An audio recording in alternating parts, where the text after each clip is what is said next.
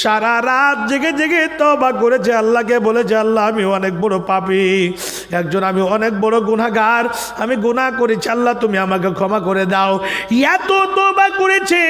ওরে আমার সাহাবীরা শুনে নাও, এর তওবাগুলোকে যদি পৃথিবীর বুকে বিতরণ করা হয়, বন্টন করা হয়, তাহলে শোনো এর তওবাতে কেন যে আপনাদের ওইদিকে একেবারে অন্য জায়গাতে পড়ে যাচ্ছেন, মনে হচ্ছে এটা পশ্চিম পাকিস্তান হয়ে গেছে। বসে যান।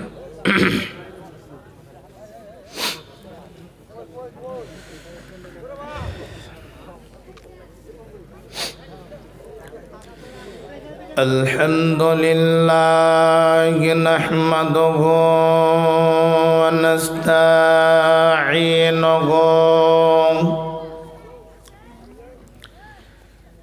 ونستغفره ونعوذ بالله من شرور أنفسنا ومن سيئات أعمالنا من يهده الله فلا مضل له ومن يضلل فلا هادي له وأشهد أن لا إله إلا الله وحده لا شريك له وأشهد أن محمدًا عبده ورسوله أما بعد فأعوذ بالله من الشيطان الرجيم بسم الله الرحمن الرحيم يا أيها الذين آمنوا اجتنبوا كثيرا من الظن إن بعد الظن إثم ولا تجسسوا ولا يغتب بعضكم بعضا الآية وقال الله تبارك وتعالى بسم الله الرحمن الرحيم ويل لكل همزة لمزة الآية وقال الله تبارك وتعالى بسم الله الرحمن الرحيم يا أيها الذين آمنوا اتقوا الله حق تقاته ولا تموتن إلا وأنتم مسلمون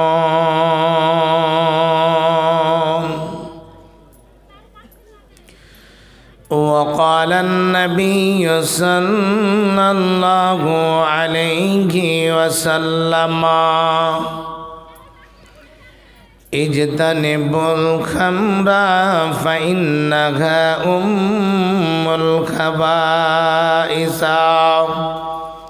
إلى آخر الحديث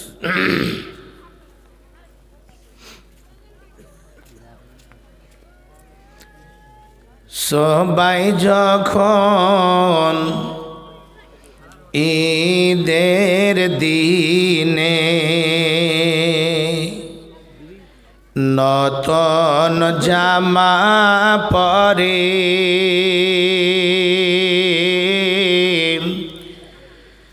হাজি পাড়ার ইয়াতিম তখন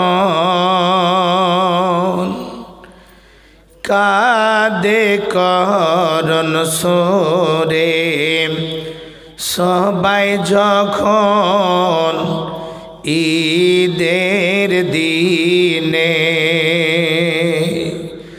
নতুন জামা পরে হাজি পাড়ার ইয়াতিম তখন কাঁদে করুণ সুরে আজ যদি মোর থাকত পিতা থাকত আপন কে রঙিন জামা কিনে দিত বইতাম খুশির ঢেউ অনেক দুঃখ শিশুর মনে খুশি ঈদের দিনে কৃপা করে কেউ দিল না একটি জামা কিনে সবাই যখন ঈদের দিনে নতুন জামা পরে হাজি পাড়ার ইয়াতিম তখন কাঁদে করুণ সুরে। উপস্থিত শ্রদ্ধেয় ও সম্মানীয় নির্বাচিত আজকে মহোদয় সভার সভাপতি মহাশয়, মঞ্চের উপরে বিজ্ঞ বিজ্ঞ উলামায়ে কেরাম, আমার সামনে বসে থাকা ইসলাম দরদি ইসলাম পিপাসু ভাই সকল, পর্দার অন্তরালে বসে থাকা অবলা সরলা মা ও খালারা, সর্বাগ্রে সেই মহান আল্লাহর আমি কৃতজ্ঞতা জ্ঞাপন করি যেই মহান প্রভু আমাদেরকে সুন্দরভাবে এই দ্বীনি মজলিসে বসে কোরআন এবং হাদিসের বয়ান শ্রবণ করার সুযোগ দান করেছেন। তাই আমরা সেই মহান স্রষ্টার দরবারে একটিবার শুকরিয়া আদায় করি, অন্তর খুলে পড়ুন আলহামদুলিল্লাহ। তারপরে পরে আমাদের বিশ্ব নবী মানবকুল শিরোমণি নবী আহমদ মুস্তফা মুহাম্মদ মুস্তফা সকল পড়ুন সাল্লাল্লাহু আলাইহি ওয়াসাল্লাম। তিনার প্রতি শতকোটি শান্তির ধারা বর্ষিত হোক। আল্লাহুম্মা সাল্লি আলাইহি আল্লাহুম্মা বারিক আলাইহি। বাপজান আমার মা জননীরাম, আমি আপনাদের সামনে সূরা আল হুজরাত এই সূরার মধ্য থেকে আমি ছোট করে একখানা আয়াতের টুকরো পরিবেশন করেছি এবং দ্বিতীয় জায়গা থেকে আমি ছোট করে পুরো সূরার মধ্য থেকে দুইটি শব্দ আমি উল্লেখ করেছি এবং তৃতীয় একটা পুরো আয়াত আমি তেলাওয়াত করেছি। লম্বা হাদিসের একেবারে সহিহ হাদিস শুরু অংশতে কয়েকটা শব্দ আমি উল্লেখ করেছি। ইনশাআল্লাহ সময়ের দিকে লক্ষ্য রেখে আমার বক্তব্য ইতি করব, আমার তৌফিক ইল্লা বিল্লাহ। আমার বাপজান, আজকে হচ্ছে 27শে ডিসেম্বর। এর আগে একটা দিন গেছে, দিনটা হচ্ছে 25শে ডিসেম্বর। এর মধ্যে 2 দিন, একদিন গেল 26, আজকে 27। এই 25শে ডিসেম্বর এই দিনটাকে আমাদের মতো মুসলমানের বাচ্চারা এবং অন্য অন্য ধর্মের সমস্ত ভাইয়েরা 25শে ডিসেম্বরকে পালন করলো। আর এই 25শে ডিসেম্বরকে পালন করতে গিয়ে হাজার হাজার টাকা, 5,000 10,000 টাকা দিয়ে কেক খরিদ করে কেক কাটা হলো। এই দিনটাকে ক্রিসমাস ডে বলে একেবারে পালন করা হলো। এর মধ্যে শিক্ষিত মানুষ সামিল থাকলো, অশিক্ষিত মানুষও সামিল থাকলো। প্রায় মোটামুটি সারা ভারতবর্ষে এই দিনটাকে পালন করলো। কিসের জন্য, কি দিন বলে? এরা বলছে 25শে ডিসেম্বরে হযরত ঈসা আলাইহিস সালাতু ওয়াস সালামের জন্ম হয়েছিল। 25শে ডিসেম্বর এই দিনে ঈসা আলাইহিস সালাতু ওয়াস সালামের যে জন্ম হয়েছে এই বলে কাউরির কাছে কি দলিল আছে বলতে পারবে? নাউজুবিল্লাহ। ঈসা আলাইহিস সালাতু ওয়াস সালামকে ইহুদিরা কি বলেছিল? এটা হচ্ছে আল্লাহর বেটা। হযরত মারিয়াম আলাইহিস সালাতু ওয়াস সালাম সম্পর্কে বলা হয়েছিল এটা হলো আল্লাহর স্ত্রী। নাউজুবিল্লাহ। ওই সমস্ত শয়তানদের গালের উপরে থাপ্পড় দিয়ে দিয়েছেন আল্লাহ রাব্বুল আলামিন। সূরা ইখলাস, যাকে আমরা কুল হুয়াল্লাহু আহাদ বলে জানি, এই সূরার মধ্যে একেবারে চ্যালেঞ্জ করেছেন এবং বলে দিয়েছেন, আল্লাহ বলছেন, হে মুহাম্মদ তুমি বলে দাও কুল হুয়াল্লাহু আহাদ, তিনি হচ্ছেন এক অদ্বিতীয়, তিনি হচ্ছেন এক অদ্বিতীয়। আল্লাহুস সামাদ লাম ইয়ালিদ ওয়া লাম ইউলাদ। এই যে বলছে যে আল্লাহর স্ত্রী, আল্লাহর বেটা হযরত ঈসা আলাইহিস সালাতু ওয়াস সালাম, এই জায়গাতে বলেছেন লাম ইয়ালিদ ওয়া লাম ইউলাদ, আল্লাহর কোনো আওলাদ নাই, না আল্লাহ রাব্বুল আলামিন কোনো মায়ের পেট থেকে এসেছে, তার মা বাবা আছে।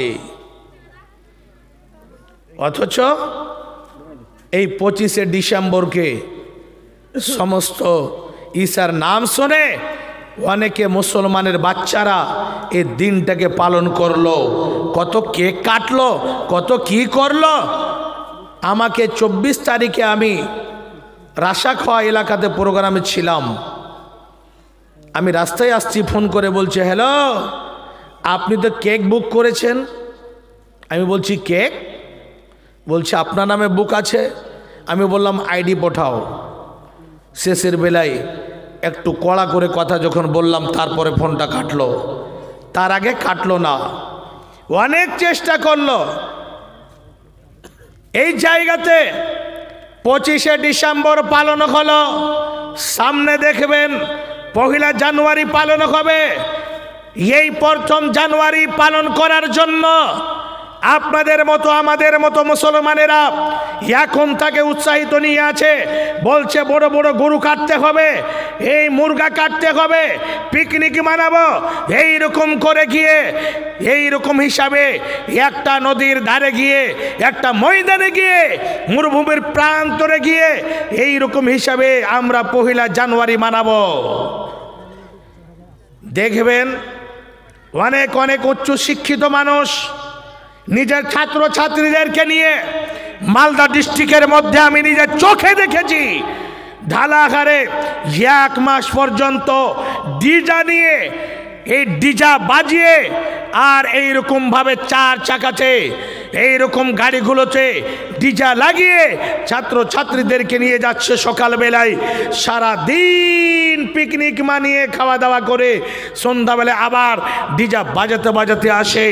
তাহলে 25শে ডিসেম্বর যারা পালন করে, 1 জানুয়ারি যারা পালন করে, সামনে 1 বৈশাখ যারা পালন করে, এই রকম করে যারা ইহুদি নাসারাদের কালচারকে অবলম্বন করেছে, তাদের বৈশিষ্ট্যকে অবলম্বন করেছে, তাহলে দেশের মাটিতে তাদেরকে যদি শিক্ষিত বলেন তাহলে অশিক্ষিত কাদেরকে বলবেন? অশিক্ষিত কারা? এরা যদি শিক্ষিত হয় তাহলে অশিক্ষিত কারা হবে? একটু বলুন, চিন্তা করেন। 5 ওয়াক্তের নামাজ পড়ে, আবার এই 25শে ডিসেম্বর পালন হলো, সামনে 1 জানুয়ারি পালন হবে। নবীজি বলছেন, মান তাশাব্বাহা বিকাউমিন ফাহুয়া মিনহুম, যারা যেই কওমের যারা যেই মাযহাবের মোসাবে অবলম্বন করবে, তাদের চলা, তাদের ফিরা, তাদের মাযহাবে যেগুলো জিনিস আছে ওই জিনিসগুলোকে যদি নিয়ে নাই, নবীজি বলছেন পরকালে তাদেরকে ওদের সাথে দণ্ডমান করা হবে, ওদের সাথে উঠানো হবে। আর এইগুলো দিনকে উপলক্ষ করে কি করা হয় আরো আপনারা চিন্তা করেছেন? আমাদের মুসলমানদের মধ্যে যুবক ভাইয়েরা মদের আড্ডাতে পা দিয়েছে। মদ না খেলে পিকনিক মানাবে না, মদ না খেলে ভালো লাগবে না। এইগুলো জিনিস আমাদের গ্রামে গ্রামে পাড়ায় পাড়ায় ঢুকে আছে। মানা করনেওয়ালা কেউ নাই, বাধা দেনেওয়ালা কেউ নাই। গ্রামের যারা মুখ মানুষ, যারা গ্রামের হর্তাকর্তা, যারা পরিচালক, ওরা বলছে যদি বেশি ভেজাল করতে যায় তাহলে আমাকে আর সর্দার মণ্ডল রাখবে না, আমাকে আর এই জায়গাতে রাখবে না। তার জন্য যেই যেটা করে করে, সামনে হলে বোধহয় একটু হালকা করে কিছু বলা যাবে, আর না হলে কঠোরভাবে বলা যাবে না। দাসে এমন হয়েছে ভাবছেন আমার। চিন্তা করুন, আজকে গ্রামের মধ্যে, দেশের মধ্যে এত নিম্ন পর্যায়ে চলে গিয়েছি আমরা, এত জঘন্য জায়গাতে চলে গেছি বলার সীমা নাই। আমি সেই দিকে যাচ্ছি না। আজকে আমি কয়েকটা পয়েন্টে আলোচনা করব, একেবারে কোরআন এবং সহিহ সুন্নাহর আলোকে, যাতে করে আমরা যেই দিকে লক্ষ্য করি না ওখান থেকে যেন আমরা বাঁচতে পারি। এবং ছোট ছোট গুনাহ মনে করে আমরা সেই জায়গাতে পা দিয়েছি। ছোট গুনাহ না, এগুলো হচ্ছে সবথেকে বিরাট গুনাহ। এই গুনাহ থেকে আপনাদের বাঁচতে হবে। 3টা কথা এখানে শুনুন। 1 নাম্বার, একটা হচ্ছে হুকুকুল্লাহ, আল্লাহর হক। এবং পৃথিবীর বুকে 2 রকমের গুনাহ আছে। 1 নাম্বার হলো কিছু গুনাহ আল্লাহর সঙ্গে জড়িত। আপনি জেনা করলেন, আপনি নামাজ ছেড়ে দিলেন, আপনি অনেক গুনাহ করেছেন, যেগুলো গুনাহ আল্লাহর সঙ্গে জড়িত আছে। সেই গুনাহ আল্লাহ চাইলে আপনার ক্ষমা করতে পারে, আর না হলে আল্লাহ আপনাকে সাজা দিতে পারে। দ্বিতীয় হচ্ছে হুকুকুল ইবাদ, বান্দার হক। বান্দার হক, আপনি ভাইয়ের হক মেরে খেয়েছেন, বোনের হক মেরে খেয়েছেন, আপনি চাচার হক মেরেছেন, আপনি গ্রামের খাস করে অনেক মানুষের হক মেরে খেয়েছেন। যেগুলো গুনাহ হচ্ছে মানুষের সাথে জড়িত, এই গুনাহ আল্লাহ ক্ষমা করবেন না। এই গুনাহ যতক্ষণ পর্যন্ত বেঁচে থাকাকালীন ওর কাছে গিয়ে হাত ধরে পা ধরে ক্ষমা না নেবেন ততক্ষণ পর্যন্ত আল্লাহ ক্ষমা করবেন না। বাপজান আমার, তাহলে কিছু গুনাহ আছে যে গুনাহগুলো আল্লাহর সাথে জড়িত। এই জায়গাতে আল্লাহ কি বলছেন? আগে আমি একটা কথা বলি, ভূমিকার মাধ্যমে একটা হাদিস বলি যে আল্লাহর হক কাকে বলে। হযরতে মুআয বিন জাবাল রাদিয়াল্লাহু তাআলা আনহু তিনি নবীজির সঙ্গে আছেন, তিনার সওয়ারিতে বসে আছেন পিছনে, নবীজি যাচ্ছেন, যেতে যেতে হঠাৎ করে বলছেন মুআয, বলছে নবী গো আমি তৈরি আছি বলুন। কিছুই বললেন না। অল্প রাস্তা চলে যাওয়ার পরে বলছেন মুআয, বলছেন নবী গো একেবারে আমি তৈরি আছি বলুন। কিছুই বললেন না। আবার অল্প রাস্তা গিয়ে বলছেন মুআয, লাব্বাইক ওয়া সাদাক ইয়া রাসূলুল্লাহ, আমি তৈরি আছি বলুন। তখন বলছেন মুআয শোনো, আমি তোমাকে বলতে চাই, হে মুআয তুমি কি বলতে পারবে আল্লাহ রাব্বুল আলামিন আমাদেরকে সৃষ্টি করেছেন, আল্লাহর হক আমাদের উপরে কি রয়েছে? আল্লাহ যখন আমাদেরকে সৃষ্টি করেছেন তাহলে বলতে পারবে আল্লাহর হক বান্দার উপরে কি রয়েছে এবং বান্দার হক আল্লাহ রাব্বুল আলামিনের উপরে কি রয়েছে? মুআয বলছেন নবী গো আল্লাহ এবং আপনি ভালো জানেন আমি এই জায়গাতে কিছুই বলতে পারবো না। বিশ্বনবী বলছেন হে মুআয তুমি শুনে নাও, আল্লাহর হক হলো আল্লাহ রাব্বুল আলামিন আমাদেরকে কত সুন্দর করে সৃষ্টি করেছেন, এত সুন্দর করে জমি জায়গা ঘর বাড়ি যতগুলো জিনিসের প্রয়োজন সমস্ত জিনিস আল্লাহ আমাদেরকে দিয়েছেন। আল্লাহ ছাড়া অন্য কাউরের আগাদিকে মাথা নত করা যাবে না, আল্লাহর সঙ্গে অন্য কাউকে শরীক করা যাবে না। এর মানে হলো শিরিক মুক্ত জীবন যাপন কাটাতে হবে, শিরিক করা যাবে না, আল্লাহর সঙ্গে অন্য কাউকে জড়িত করা যাবে না। এটাই হচ্ছে আল্লাহর হক। বাপজান আমার, আল্লাহ রাব্বুল আলামিন কত সুন্দর করে আমাদের জন্য সারা পৃথিবীকে সাজিয়েছেন। এই জমি থেকে নানা প্রকারের ফসলের ব্যবস্থা দিয়েছেন। হে বাপজান আমার শুনে রাখুন, আল্লাহ বলেন বান্দা তুমি একটিবার লক্ষ্য করে দেখো, আমি জমিখানা তোমাদের পায়ের নিচনে বিছানার মতো বিছিয়ে দিয়েছি। আবার তাকে দেখো আমি 7খানা আকাশকে আমি ঝুলন্ত অবস্থায় রেখেছি। হে বান্দা এই আকাশের মধ্যে সূর্য চন্দ্র দিয়েছি, আবার আমি সময়ের মধ্যে ওই আকাশ থেকে পানি বর্ষণ করি এবং সেই পানি দিয়ে এই জমি থেকে বিভিন্ন রকমের ফসলের ব্যবস্থা দিই। আল্লাহ বলছেন বান্দা এতগুলো যখন জিনিস আমি দিয়েছি, আল্লাহ শেষের বেলায় একটা শব্দ বলছেন শুনুন।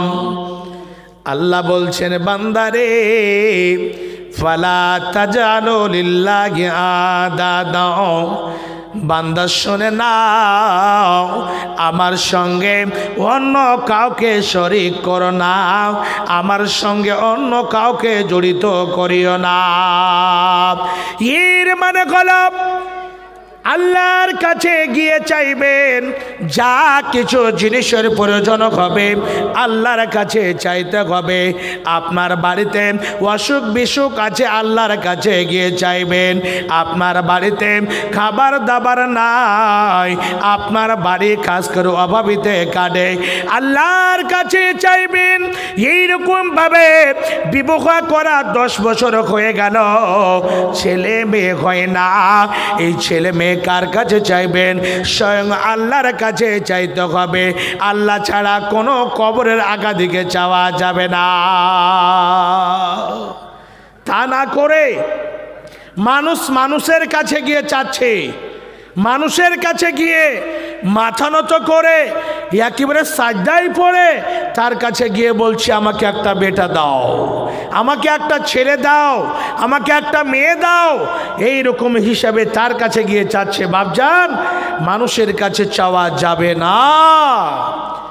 নবীজি বলেন, ইজা সালতা ফাসআলিল্লাহ।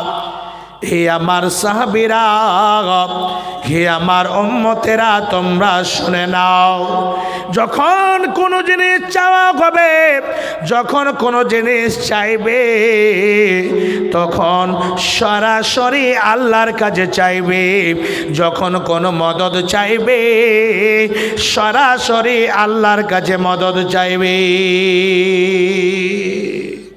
কোনো পীর বাবার কাছে চাইতে হবে না, কোনো লাক্কার দাদা ফাক্কার দাদা এইগুলোর কাছে চাইতে হবে না।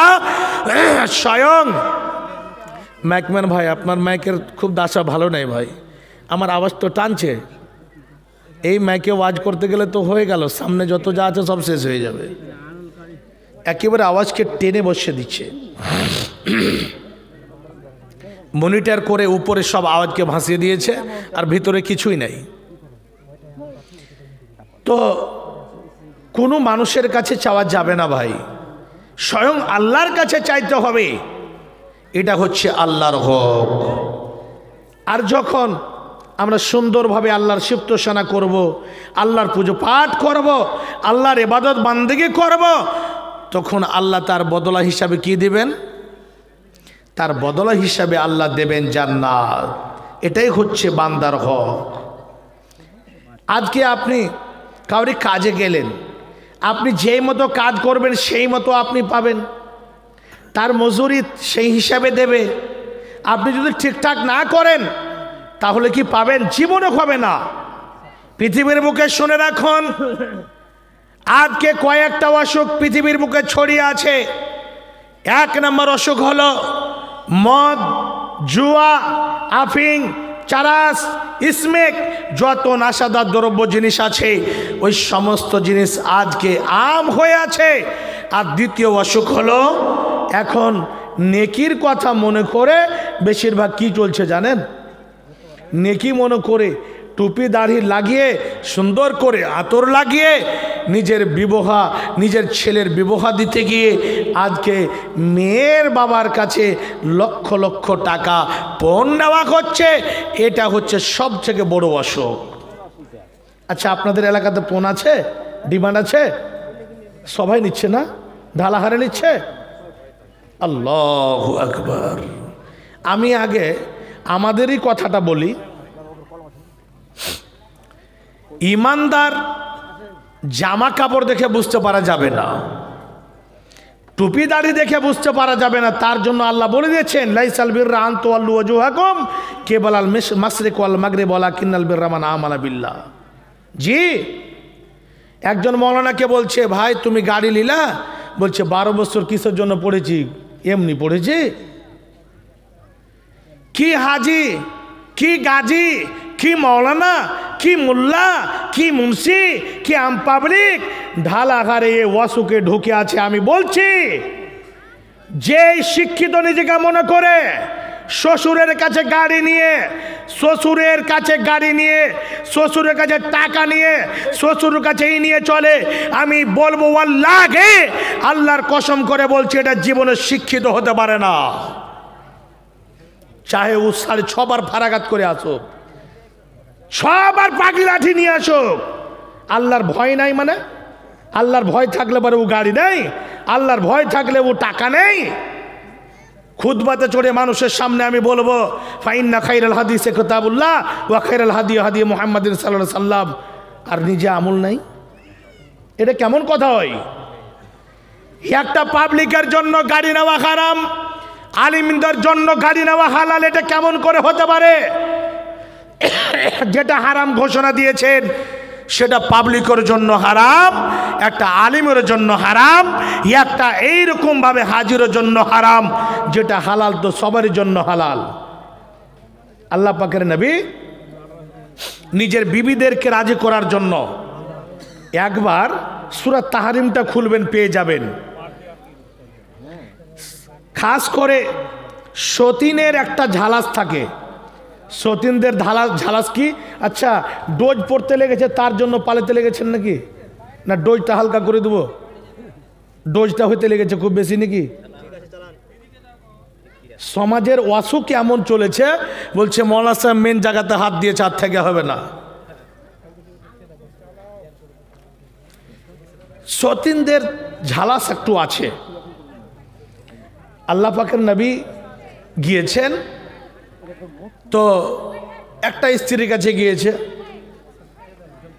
জাইনাবের কাছে গিয়েছে, ওখানে অল্প একটা মধু খেতে দিয়েছে, শাহাদ। এইদিকে আয়েশা এবং হাফসা দুইজন মিলে বলছে সময়টা তো আমাদের কাছে সময় দেওয়ার, তো নবীজি কি ব্যাপার দেখছে তো ওর বাড়িতে আছে। এরা দুইজন মিলে কৌশল করলো, বলছে যখন নবীজি আসবে আমরা বাহানা করে একটা কথা বলবো, কি যে ছি ছি ছি ছি ছি আপনি কি যে খেয়ে এসেছেন, মাগাফির ফলের রস খেয়েছেন নাকি, আপনার মুখ দিয়ে গন্ধ আসছে, এই কথাটা বলবো, মানে নবীজিকে আজকে ঠেকাবো। আয়েশা এবং হাফসা, আবু বকর সিদ্দিক রাদিয়াল্লাহু তাআলা আনহুর মেয়ে আর উমর রাদিয়াল্লাহু তাআলা আনহুর মেয়ে দুইজন মিলে নবীজি যখনই এসেছে বলছে নবী গো ছি ছি ছি কী যে খেয়ে এসেছেন, আপনার মুখ দিয়ে গন্ধ আসছে, মুখটাকে একটু ফিরিয়ে নিচ্ছে। নবীজি বলছেন হাই রে, আমি তো মধু পান করেছি, তাছাড়া অন্য কিছু তো খাইনি আমি। আল্লাহু আকবার। স্ত্রী যে অসন্তুষ্ট থাকবে, নারাজ থাকবে, এটা নবীজি মনে করলেন না। নবীজি বলছেন শোনো, আজ থেকে বলছি আমি আর মধু পান করব না। অথচ আল্লাহ হালাল করেছেন। বিবিদেরকে রাজি করার জন্য নবীজি বললেন আমি আজ থেকে আর মধু পান করব না। আল্লাহ বলেন ইয়া আইয়ুহান নাবিয়্যু লিমা তুহাররিমু মা আহাল্লাল্লাহু লাকা তাবতাগি মারযাতান আজওয়াজিকা। হে মোহাম্মদ শুনে নাও, তোমার বিবিদেরকে রাজি করার জন্য, তোমার বিবিদেরকে সন্তুষ্ট করার জন্য আমার হালাল জিনিসকে কেন তুমি হারাম করলে? তোমাকে পাবার কে দিয়েছে? আমার হালাল জিনিসকে তুমি হারাম করবে, পাবারটা দিল কে? আমার হালাল জিনিস হালাল থাকবে, আমার হারাম জিনিস হারাম থাকবে। এর জন্য তোমার বিবিরা যদি তালাক নিয়ে চলে যায়, যাক, কোনো ব্যাপার নাই, কিন্তু হালাল হালাল থাকবে, হারাম হারাম থাকবে। ভাবছেন আমার কোনো হারাম জিনিস ভালো মানুষ, আলেম ওলামা, হাজি গাজি, মুত্তাকি পরেজগার যদি করে তার জন্য এটা হালাল হয়ে যাবে, এটা না। কোনো হালাল জিনিস কে হারাম করে দেয় তার জন্য হারাম হয়ে যাবে, এটাও কথা না। প্রত্যেক জিনিসের পিছনে দলিলের প্রয়োজন আছে, প্রত্যেক জিনিসের পিছনে, প্রত্যেক কথার পিছনে দলিলের প্রয়োজন আছে। আজকে এই জায়গাতে পড়ে আছে, আপনার যদি টাকা নাই, আপনার যদি টাকা পয়সা না ঘটছে, তাহলে আপনি ভিক্ষা কেন করেন না? ভিক্ষা করেন। না হলে পারে আপনি বলেন যে আমি এরকম ইন্টারন্যাশনাল আমি ভিখারি, আমি এখানে না নিলে আমার পেট ভরবে না। শুনে রাখুন, মানুষকে ধোকা দিয়ে আজকে দুনিয়ার বুকে কাজ করে চলে যাবেন, আখেরাতে আপনার জন্য টকটাম জাহান্নাম রাখা আছে। ভাবছেন আমার, আমি বলছিলাম যে খাস করে আল্লাহর হক যেগুলো আছে, আল্লাহর সাথে যেগুলো পাপ জড়িত, সেই পাপ আল্লাহ ক্ষমা করতে পারেন, না হলে আযাব দিতে পারেন। যেগুলো পাপ মানুষের সাথে জড়িত। কেমন করে? আপনি কি করলেন? বোনকে আপনি জমি ভাগ দিলেন না, বোনের জমি মেরে খেলেন, ভাইয়ের জমি মেরে খেলেন, আত্মীয় স্বজনের ভাগ আপনি মেরে খেলেন, সকলের হক মেরে খেয়েছেন। আপনি এমনভাবে তাদের হককে ভক্ষণ করেছেন। হে বাপজান আমার শুনে রাখুন, আপনি বলছেন বোন জমি ভাগ নেবে না, বোন বলে দিয়েছে জমির ভাগ নিব না ভাই। এই জায়গাতে আপনার অন্তরটা কেমন হতে হবে? বোন বলেছে ভাই আমি জমি ভাগ নেব না, কেন বলেছে? আপনি তার কাছে কাকতি মিনতি করেছেন, বোনের অন্তরটা বড় হয়েছে। হে বাপজান আমার শুনে রাখুন, এই জমির ভাগ কোনো মানুষ করেনি, কোনো রাষ্ট্রপতি করেননি, কোনো প্রধানমন্ত্রী করেননি। এই জমির ভাগ স্বয়ং আল্লাহ রাব্বুল আলামিন নিজেই করেছেন। সূরা নিসা খুলবেন, সূরা নিসার মধ্যে আল্লাহ রাব্বুল আলামিন বলে দিয়েছেন খাস করে ছেলেগুলি কত পাবে, মেয়েগুলি কত পাবে। একজন ভাই একজন বোন যদি থাকে তাহলে কত হিস্সা হবে। আল্লাহ রাব্বুল আলামিন বলেন লিজ্জাকার মিসলু হাজ্জিল উনসায়াইন, ছেলে যদি একটা থাকে, ছেলে যদি 2 শতক জমি পায়, এই জায়গাতে যদি তার মেয়ে থাকে তাহলে মেয়ে তার 1 শতক জমি পাবে। ছেলে পাবে ডবল, মেয়ে পাবে একরা। এটা হিস্সা, এটা ভাগ তো আল্লাহ করে দিয়েছেন। আর এখানে স্ট্যান্ডে কথা মারে, হ্যাঁ দিয়ে দিলাম। কোন জায়গাতে জমি দেয়? ভাইয়েরা সমস্ত নালাগোলা বাজারে, আপনার কি করছে ডিটোল বাজারে, আপনার বুনিয়াদপুর বাজারে, আর বোনকে দিয়েছে এই যে আপনারা এখানে ফরজ বানিয়ে রেখেছেন, আর তলে যতটা পানি বয়ে যায় যেন সারা জীবনে কোনো দিন পানা ছাড়া কিছু যেন উপার্জন না হয়, এই জমিটা দিয়েছে। আপনি জমিটা দিয়ে জান্নাত করে করতে যাচ্ছেন। আপনি কেমন করে নেবেন জান্নাতটা? আপনি নিজের জন্য পছন্দ করলেন, অপরের জন্য পছন্দ করলেন না। আপনি নিজের জন্য খাবারটা পছন্দ করছেন, অপরজনকে, আপনার বাড়িতে একটা কৃষক আছে, আপনি মাংস দিয়ে ভাত খান, কৃষককে আপনি লবণ দিয়ে ভাত দেন। আপনার বাড়িতে বউ আছে, আপনি নিজে মাংস মাছ দিয়ে ভাত খান, বউকে আপনি কি করেন কদু এবং এই আলু দিয়ে ভাত দেন, বলছে কদু নবীর সুন্নাত খাওয়া। আপনি কি করতে চাচ্ছেন, কি বলতে চাচ্ছেন? নিজের জন্য যেটা পছন্দ করেন অপরের জন্য পছন্দ করতে হবে। নবীজি বলেন লা ইউমিনু আহাদুকুম হাত্তা ইউহিব্বু লিআখি মা ইউহিব্বু লিনাফসিহি।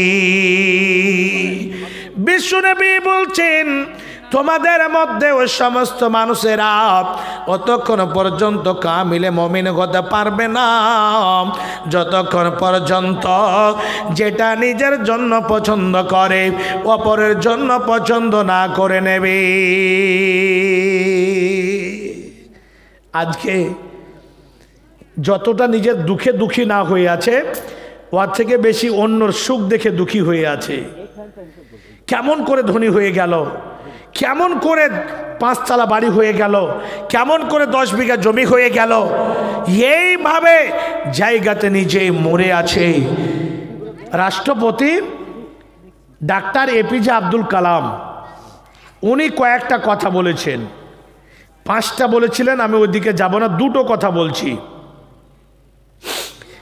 বলছেন যে যারা এই 5 রকমের অসুখে আক্রান্ত থাকবে, যাদের মধ্যে 5টা জিনিস থাকবে, জীবনে সুখী হতে পারবে না। 1 নাম্বার হলো যারা পরের আশা ধরে হয়ে থাকে। পরের আশায় কিছু লোক আছে, বিবাহ দিয়েছে, শ্বশুর আশায় পড়ে আছে, শ্বশুর বোধহয় আমাকে কিছু দেবে, এই যে ইনকামও করে না, পরিশ্রম করে না, পরের আশাধারী হয়ে আছে, এরা জীবনে সুখী হতে পারবে না। 2 নম্বরে হলো খাস করে যারা কি করে একদম হিংসুক, হিংসা, পরের দেখে, পরের সুখ দেখে নিজে জ্বলে উঠে, এরা জীবনে সুখী হতে পারবে না। পরের জিনিস দেখে, পরের জমি জায়গা দেখে, পরের ঘর বাড়ি দেখে, পরের সোনাদানা দেখে এমনভাবে জ্বলে উঠে যে তলে তলে যদি তাকে 5,000 টাকা খরচ করে তার উপরে কোনো মামলা মোকদ্দমা দিতে হয় তাও প্রস্তুত হয়ে আছে। বাপজান আমার, এটা মুমিনদের পরিচয় নয়। আল্লাহ রাব্বুল আলামিন সূরা হুজরাতের মধ্যে কি বলছেন? আল্লাহ রাব্বুল আলামিন সমস্ত বান্দা বান্দীদের ডেকে বলছেন, শুনুন। আল্লাহ বলেন, বিসমিল্লাহির রহমানির রহিম। আল্লাহ বলেন, হে ঈমানদার ব্যক্তিগণ, ইয়া আইয়ুহাল্লাযীনা আমানু ইজতানিবু কাসীরাম মিনাদ-দান্নি ইন্না বা'দাদ-দান্নি ইসমুন। আল্লাহ বলেন, বান্দারে, হে আমার বিশ্বাসী বান্দারা, যারা আমাকে এক বলে বিশ্বাস করেছ, যারা আমাকে সারা পৃথিবীর ওয়াহাদাগুলা শারিক বলে বিশ্বাস করেছ, হে আমার বান্দা, তোমরা বাঁচো, ইজতানিবু, তোমরা বাঁচো, কাসীরাম মিনাদ-দান্নি ইন্না বা'দাদ-দান্নি ইসমুন, এমন ধারণা থেকে তোমরা জীবনে এক অপরের ব্যাপারে কখনো খারাপ ধারণা রেখো না। তোমরা এইরকম ধারণা থেকে বাঁচো। অনেক ধারণা রয়েছে যে ইসমুন, ওই ধারণা করতে গেলে গুনাহ হয়ে যাবে।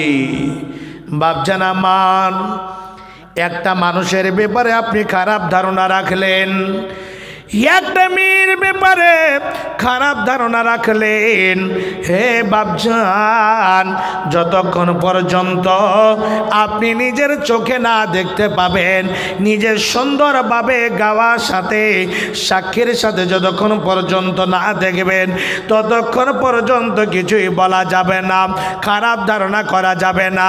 আল্লাহ বলেন, বান্দা, এইরকম খারাপ ধারণা থেকে বাঁচো। কেননা যদি খারাপ ধারণা করতে যাও আর খারাপ ধারণা করে যদি তার ব্যাপারে বলা বলি করো, তাহলে সেই জায়গাতে তোমাদের বিরাট পাপ হবে। এই লোকটা 6 মাসের মাথায় 3 তলা বাড়ি করে নিল, অবশ্যই কিছু 2 নম্বরই কাজ করছে, খারাপ ধারণা চালু হয়ে গেল। এই লোকটা হঠাৎ করে 10 বিঘা জমি কিনে নিল, অবশ্যই কিছু করছে, না হলে জমি কেন কিনলো? খারাপ ধারণা চালু হয়ে গেল। এই খারাপ ধারণা করা যাবে না, মুমিনদের বৈশিষ্ট্য নয়। একজন আল্লাহর বান্দা বান্দি জীবনে কোনোদিন এইরকম খারাপ ধারণা করতে পারে না, জীবনে সেই জায়গাতে পা দেবে না। দ্বিতীয় নাম্বারে আল্লাহ কি বলছেন? আল্লাহ বলেন, ওয়ালা তাজাসসু, হে বান্দা, তোমরা জাসুসি করতে যেও না। হে বাপজান আমার, জাসুসি কেমন করে হয়? একের কথা ওকে লাগানো, সুন্দরভাবে একজন বন্ধু কোনো একটা কথা বলেছে, ওখান থেকে শুধু সরেছে, চট করে ফোনের মাধ্যম দিয়ে হয়ে গেল, হে ভাই, অমুকজন আপনার ব্যাপারে খুব খারাপ কথা বলে গেল। কথা লাগানো, দুইজনের মধ্যে ফাটাল তৈরি করে দেওয়া, দুইজনের মধ্যে দুশ্মনী কায়েম করে দেওয়া, এইরকম করে অনেক অনেক এইরকম সম্পর্ক কেটে গেল। স্বামী স্ত্রীর সম্পর্ক কেটে গেল, বউ শাশুড়ির সম্পর্ক কেটে গেল, খাস করে অনেক অনেক বাড়িতে আগুন লেগে আছে। আল্লাহ বলছেন, বান্দা, জাসুসি করো না, জাসুসি করে কথা লাগালাগি করো না, এক অপরের কথা লাগালাগি করো না। আল্লাহ বলেন, বান্দারে,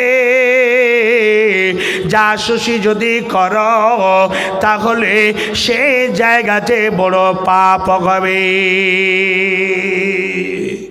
জাসুসি কেমন? বাড়িতে গল্প করছে, স্বামী স্ত্রী মিলে বা ছেলে বউ নিয়ে সবাই মিলে কিছু পরামর্শ করছে, কিছু লোক কান লাগিয়ে দিয়েছে, গ্রামের লোক কি কি বলে শুনে আবার গ্রামের মধ্যে বলা বলি করছে। এই লোকটি হচ্ছে সব থেকে দুষ্ট লোক। এর ব্যাপারে বলা হয়েছে, নবীজি বলছেন যদি কান লাগিয়ে দেয় তো তার কানকে তুমি ফুঁড়ে দাও।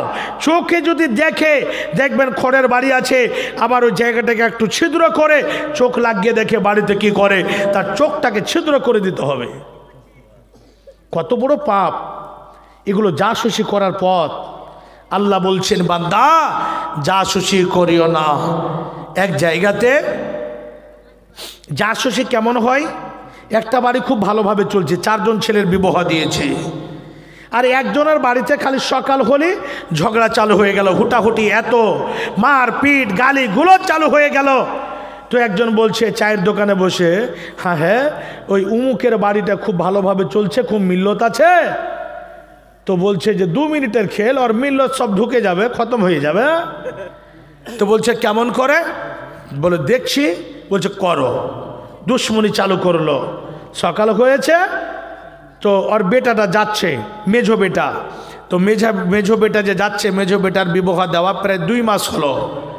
তো বলছে, আরে তুমি জানো তোমার বাবা ওখানে বিয়ে দিয়েছে জোর করে, তুমি তো রাজি ছিলে না শুনছিলাম। তোমার বাবা এমন মেয়ের সাথে বিবাহ দিয়েছে, মেয়েটা খুব ভালো নয়, কিন্তু তোমার বাবা মোটা করে টাকা আগে কিছু নিয়েছে আর তোমাকে অন্য বলেছে। ওই মেয়েটা 2 বার করে ধরা পড়েছে। কত বড় কথা বলল! আর এই বলে এ ভাই কিন্তু আর একেবারে ওর কথাই অফ হয়ে গেল, আর মনে করছে এই বাবা তো শালা কাজ খারাপ করেছে। এই দিকে এসে নতুন বউ গলিতে ঝাড় দিচ্ছে, আর ওই শয়তান আসছে, আস্তে আস্তে বলছে, ভাবি আর তুমি তো নতুন, তোমাকে একটা কথা বলতে আসলাম। বলছে কি? বলছে আর বলিও না, তুমি যে ছেলেটাকে বিয়ে করেছো, এই ছেলেটা 3 বার করে জরিমানা দিয়েছে ধরা পড়ে। আচ্ছা বলেন তো কাজ কত ভালো করলো? এই জায়গাতে মেয়েও ভালো, ছেলেও ভালো, কোনো কথা নাই, কিন্তু এমন করে ফাটাল তৈরি করলো। আর এইদিকে একটা ভাইকে লাগিয়ে দিয়েছে, এইদিকে স্বামী স্ত্রী 2 জন মিলে একেবারে যুদ্ধ চালু করেছে কারগিলের। আর ওইদিকে একটা সেজো বেটাকে, সেজো ভাইকে কি করে দিয়েছে যে তোমার বড় ভাই তোমার মাকে নিয়ে গিয়ে ডাক্তারের চেক আপ করার নাম দিয়ে গিয়ে 2 বিঘা জমি নিজের নামে করে নিয়েছে। তোমাকে খবর আছে? বাড়িতে এসে লকডাউন লাগিয়ে দিয়েছে। এ জাসুসি করে বাড়িটাকে এমন ছিন্ন বিচ্ছিন্ন করলো। এই দিকে বড় বেটা বলে আমি জুদা হয়ে যাব, ভিন্ন হয়ে যাব, মেজো বেটা বলছে আমি হয়ে যাব, সেজো বেটা বলছে আমি হয়ে যাব। এই জাসুসি করে বাড়িটাকে একেবারে টুকরো টুকরো করে দিল। এর নাম হচ্ছে জাসুস। এই জাসুসি করা কত বড় পাপ! তার জন্য আল্লাহ বলছেন, ওয়ালা তাজাসসু, হে বান্দা তোমরা জাসুসি করিও না। যার ব্যাপারে জাসুসি করবেন ওর ব্যাপারে শুনে রাখুন, বেঁচে থাকাকালীন যদি হাত ধরে ক্ষমা না নেন তাহলে এই গুনাহ আল্লাহ ক্ষমা করবেন না।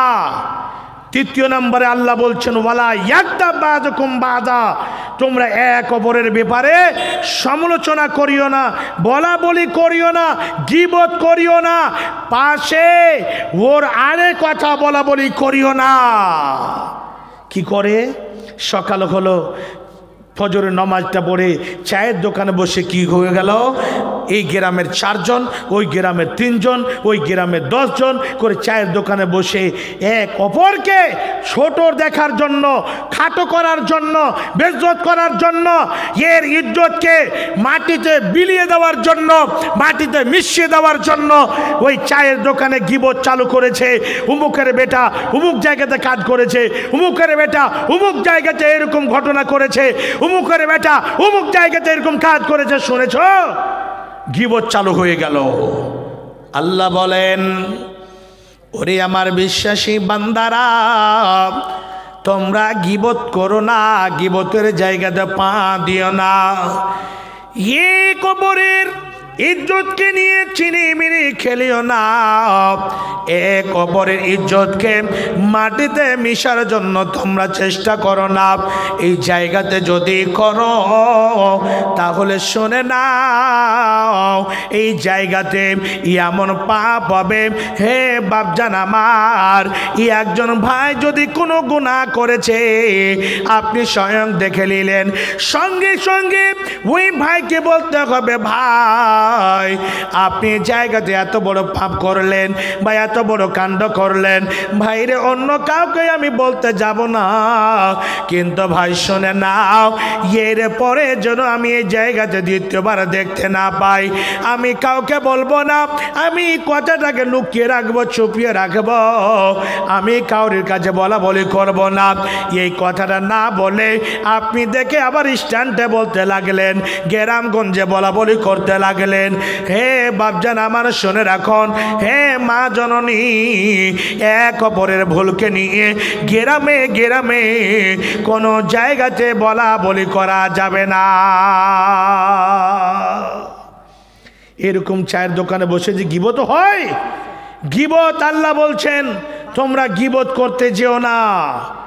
কেননা গিবত সম্পর্কে হাদিসের মধ্যে এসেছে, নবীজি বলেন আল গিবাতু আসাদ্দু মিনাল জিনা, গিবত করা হচ্ছে খুব মহা পাপ, বড় পাপ। খাস করে গ্রামগঞ্জে কেউ এরকম জায়গা থেকে বেঁচে নাই, অনেক মানুষ 5 ওয়াক্তের নামাজে মানুষ সেই গিবতে পড়ে আছে।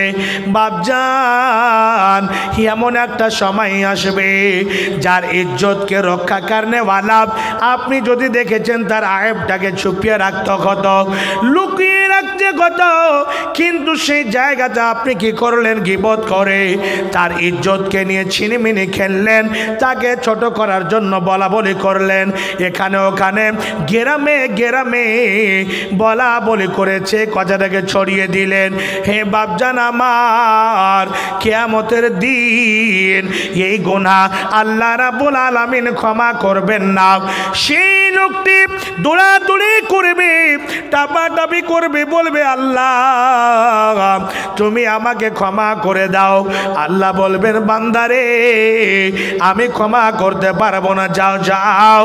ওই আল্লাহর বান্দা, খাস করে যার ব্যাপারে তুমি সমালোচনা করেছ, যার গীবত করেছ, যার পশ্চাতে কথা বলেছ, শোনো, সেই যদি ক্ষমা করে দেয় তাহলে আমি ক্ষমা করব, নচিত আমি এই জায়গাতে ক্ষমা করতে পারবো না।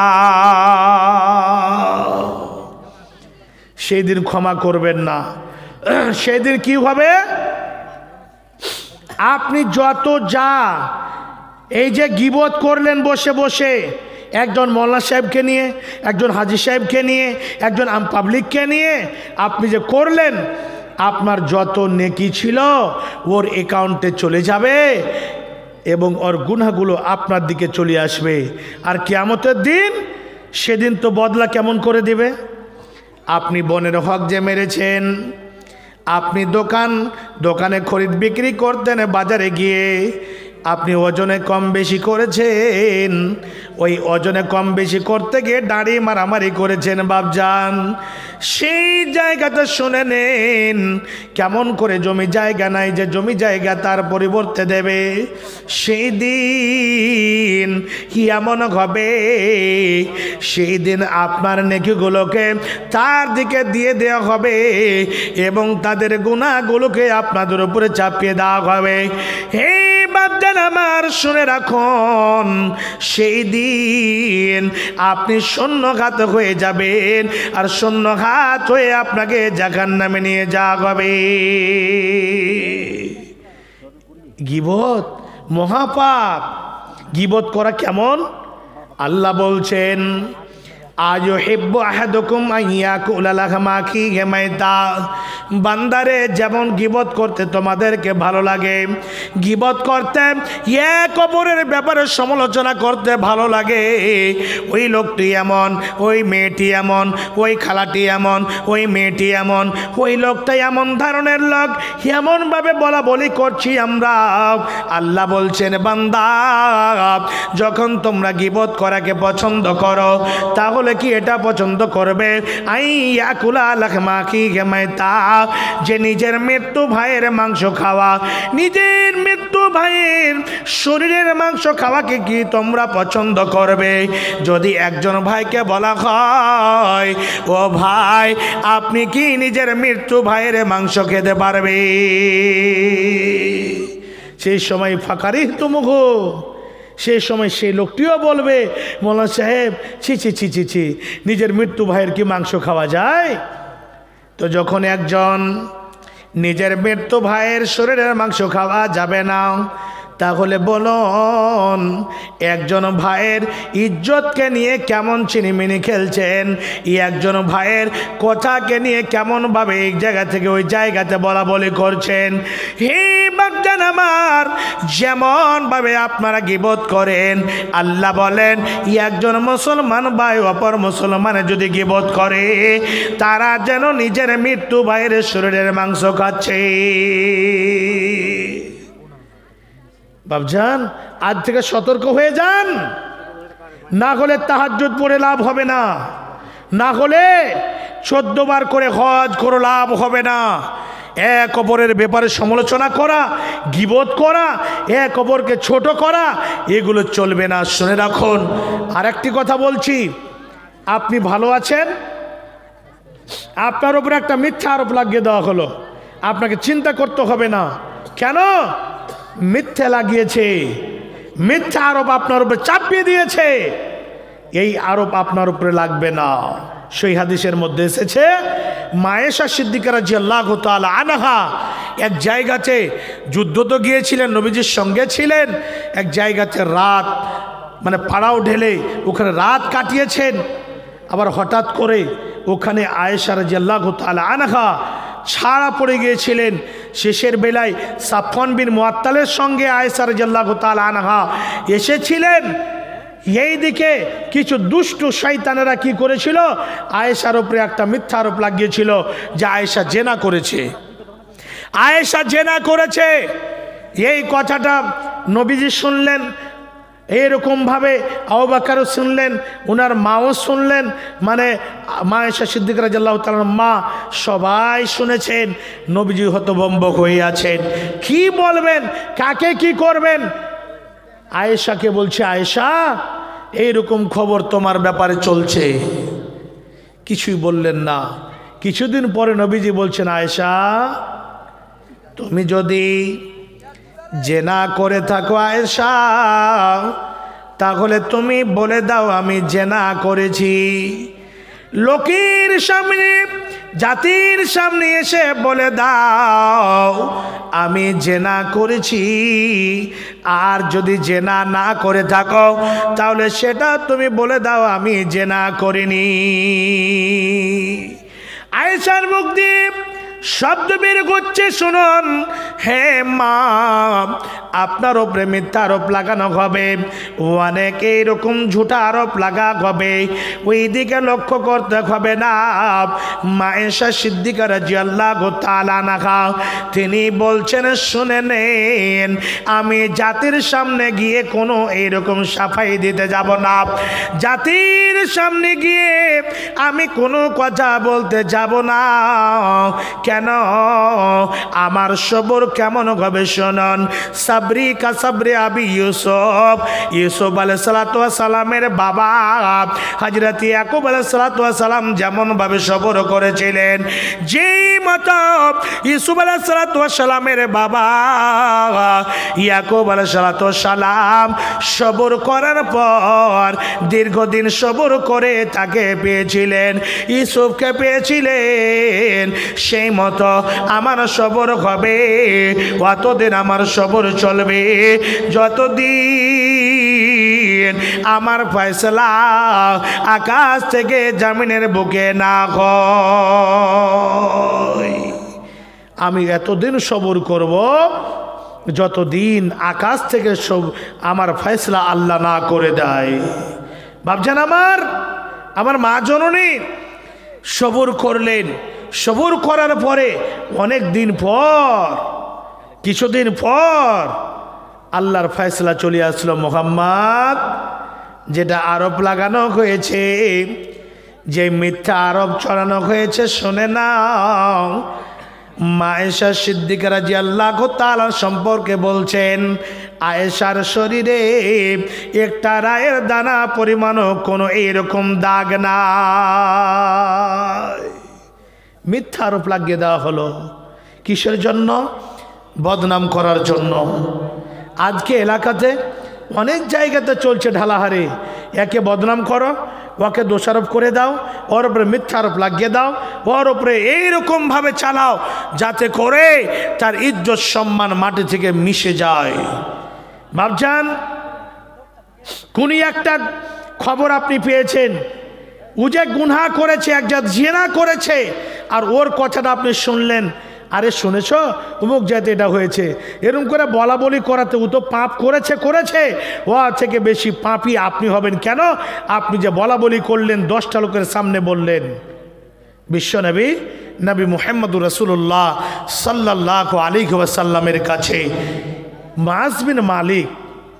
মাস বিন মালিক এসে নবীকে বলছেন, তাহিরনি ইয়া রাসূলুল্লাহ, নবী গো আমাকে পাক পবিত্র করলেন। আচ্ছা, পাক পবিত্র করলেন কথাটা যে বললেন, তো নবীজি কি জানেন না যে লোকটি জেনা করে এসেছে? নবীজি জানছেন, নবীজি শুনতে চাচ্ছেন না। নবীজি কি বলছেন? তুমি বাড়ি ফিরে যাও, তুমি ইস্তেগফার করো, তুমি তওবা করো, তুমি বাড়ি ফিরে যাও, এই কথাটা বললেন। অল্প রাস্তা যাচ্ছে, তারপর আবার এসে বলছেন, তাহিরনি ইয়া রাসূলুল্লাহ, নবী গো আমাকে একটু পাক করলেন। সাহাবায়ে কেরাম আছেন, আবার বলছেন নবীজি বাড়ি ফিরে যাও, তওবা করো, ইস্তেগফার করো। আবার অল্প রাস্তা যাচ্ছে, আবার ঘুরে এসে বলছে, নবী গো আমাকে পাক পবিত্র করলেন। 3 বার হয়ে গেল। নবী একটু রেগে বলছেন সাহাবীদেরকে, আরে এই লোকটা কি কেমন, কি লোকটা কি পাগল? আমি যেতে বলছি যাচ্ছে না ব্যাপার। সাহাবীরা বলছে, নবী গো ইনি হচ্ছেন মাস বিন মালিক, এটা পাগল নয়, মাস বিন মালিক, এর বিবেক আছে, বিবেকহীন না, খুব চালাক মানুষ, কোনো অসুবিধা নাই, পাগল নয়। তারপরে নবীজি শব্দটি ব্যবহার করছেন, এই লোকটা কি কোনো মদ পান করে এসেছে, নাশা খেয়ে এসেছে নাকি? একজন সাহাবী গিয়ে তার মুখটাকে ফেড়ে শুঙে দেখছেন। সেই বুখারীতে রাওয়ায়াত এসেছে, মুখটাকে খুলে শুঙে দেখছেন। শুঙে দেখার পরে বলছেন, নবী গো ই নাশাও খেয়ে আসেনি, আর এই লোকটা পাগলও না। তখন নবীজি বলছেন, তুমি আসলেই জেনা করেছ? বলছে, জি জেনা করেছি। নবীজি সাহাবীদেরকে বলছেন, যাও যাও একে নিয়ে যাও, আর নিয়ে গিয়ে কোমর পর্যন্ত মাটিতে পুঁতে দাও, আর মাটিতে পুঁতে ইট পাথর মেরে মেরে তাকে রজ্জম করে দাও। এই কাজ করা হলো। সাহাবীগণ নিয়ে গেলেন, নিয়ে যাওয়ার পরে কবর পর্যন্ত পুঁতে তাকে ইট পাথর মেরে মেরে রজ্জম করে দেওয়া হলো। তারপরে তাকে সুন্দরভাবে জানাজার সালাত হলো, দাফন কাফন করে দেওয়া হলো। কয়েকদিন পর নবীজি সাহাবীদের কাছে এসে বলছেন, ওরে আমার সাহাবীরা, ওরে আমার সাহাবীরা, আজকে তোমাদেরকে বলছি, তোমাদের ভাই মাস বিন মালিকের জন্য তোমরা ইস্তেগফার করো, তোমরা তোমার ভাই মাস বিন মালিকের জন্য ইস্তেগফার করো। সাহাবীরা বলছেন, নবী গো একজন পাপী মানুষ, একজন জেনাকার মানুষ, ওর জন্য আপনি কেন আমাদেরকে এইরকম ইস্তেগফার করার জন্য বলছেন?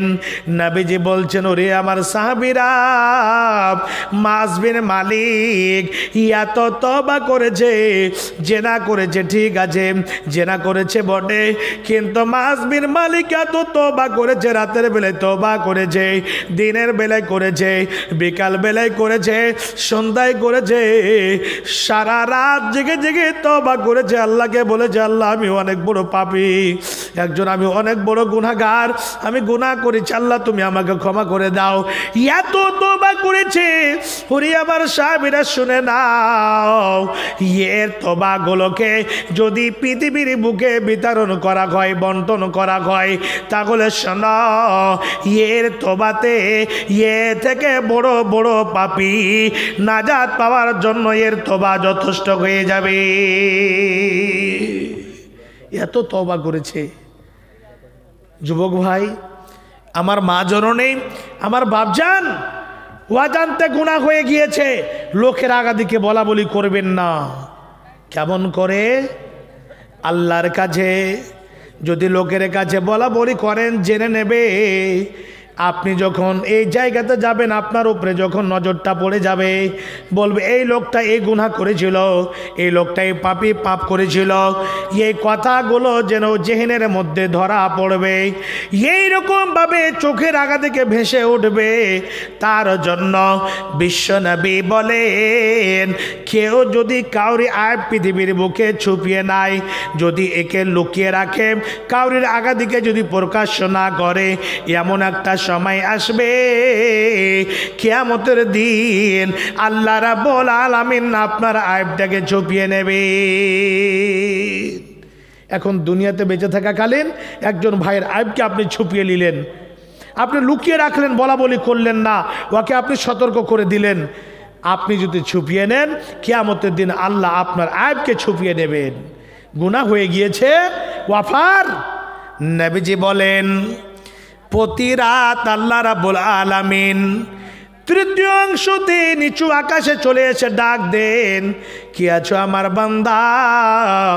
গুনাহ করে করে সমুদ্রের মতো গুনাহ করে দিয়েছ, সারা পৃথিবীকে গুনাতে ভরিয়ে দিয়েছ। বান্দারে এসো এসো, কে আছো আমার কাছে ক্ষমা নেবে? হে বাপজান আমার, সারা রাত গ্রামের সমস্ত মানুষ, ছেলে মেয়ে, মা বোনেরা, বাপজানারা ঘুমিয়ে আছেন। ওয়ানা সোনিয়াম, সমস্ত মানুষ ঘুমন্ত অবস্থায় রয়েছে। সেই সময় আপনি সুন্দরভাবে গিয়ে উজু করে 2 রাকাত নামাজ আদায় করলেন। 2 রাকাত নামাজ আদায় করে আল্লাহর কাছে চোখ দিয়ে পানি ঝরাচ্ছেন আর বলছেন, আল্লাহ রাব্বানা যালামনা আনফুসনা ওয়া ইল্লাম তাগফির লানা ওয়া তারহামনা লানাকুনা মিনাল খাসিরিন। আল্লাহ তুমি আমাকে ক্ষমা করে দাও। আল্লাহ আমি এত বড় পাপী, এত বড় অপরাধী। আল্লাহ তুমি যদি আমাকে ক্ষমা না করো, তাহলে আর কোনো পথ নাই। আল্লাহ তুমি আমাকে ক্ষমা করে দাও।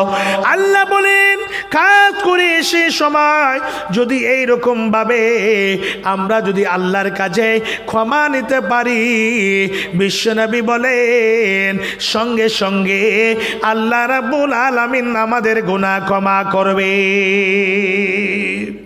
ইয়া কাতরা, আপনি যদি বলেন জাহান্নামের আগুন সারা পৃথিবীর পানি দিয়ে নিভিয়ে দেব, সারা পৃথিবীর পানি দিয়ে নিভা যাবে না। আপনার জাহান্নামের আগুন এক ফোঁটা যদি জল আপনার চোখ দিয়ে বেরিয়ে আসে, হায়রে জাহান্নাম, কেমন জাহান্নাম হবে, কঠিন জাহান্নাম হবে। জাহান্নামে আমাদেরকে জ্বলন্ত অবস্থায় থাকতে হবে। এই কথা বলে আপনার অন্তরে এমনভাবে ভয় ঢুকেছে, চোখ দিয়ে টপ টপ করে পানি ঝরে আসে। বিশ্বনবী বলেন, শুনে নে ওরে আমার উম্মতরা, তোমরা শুনে নাও, ওয়াইনুন বাকাত মিন খাশিয়াতিল্লাহ, যে চক্ষু আল্লাহর ভয়ে ক্রন্দন করে, কান্নাকাটি করে, সে আল্লাহর বান্দা জীবনে আল্লাহর জাহান্নামে যাবে না। আল্লাহর ভয় হয়েছে, তার জন্য কান্নাকাটি করছে। বাপজান আমার, এই যে ভয় নিয়ে যদি আল্লাহর কাছে যদি ফিরে যান, অবশ্যই আল্লাহ রাব্বুল আলামিন ক্ষমা করবেন। হাদিসের মধ্যে আছে, 2টো জিনিসে শুনে রাখুন, অফারটা নিয়ে যাবেন। আল্লাহ পাকের নবী বলছেন, 2টো জিনিস মানুষকে বেশিরভাগ টানতে টানতে হেঁচড়ে টেনে জান্নাতের মধ্যে নিয়ে যাবে। 2টো জিনিস। 1 নাম্বার হলো, নবীজি বলেন তাকওয়াল্লাহ, আল্লাহর ভয় মানুষকে জান্নাতের মধ্যে নিয়ে যাবে। যার অন্তরে ভয় থাকবে, যার অন্তরে আল্লাহর ডর থাকবে, এই ভয় আল্লাহ রাব্বুল আলামিনের জান্নাতে নিয়ে যাবেন। হে বাপজান আমার, যাদের অন্তরে ভয় থাকবে তারা জীবনে কোনোদিন বেটার বিয়েতে পণ নিতে পারে না, ডিমান্ড করতে পারে না। যারা আল্লাহর ভয় অন্তরে রাখবে তারা জীবনে কোনোদিন গীবতের আড্ডায় বসতে পারে না, এক অপরের সমালোচনা করতে পারে না, এক অপরের হক মেরে খেতে পারে না। হে বাপজান আমার, যারা অন্তরে ভয় রাখবে তারা জীবনে কোনোদিন এইরকমভাবে অবৈধ কাজে পা দেবে না। আল্লাহর ভয় কেমন? টুপি টাপি লাগিয়ে গিয়ে বসছি আর বলছি আমার ছেলে তো এমএ করেছে, আমার ছেলে বিয়ে করেছে, আমার ছেলে বিপিএফসি পাস করেছে। হ্যাঁ হ্যাঁ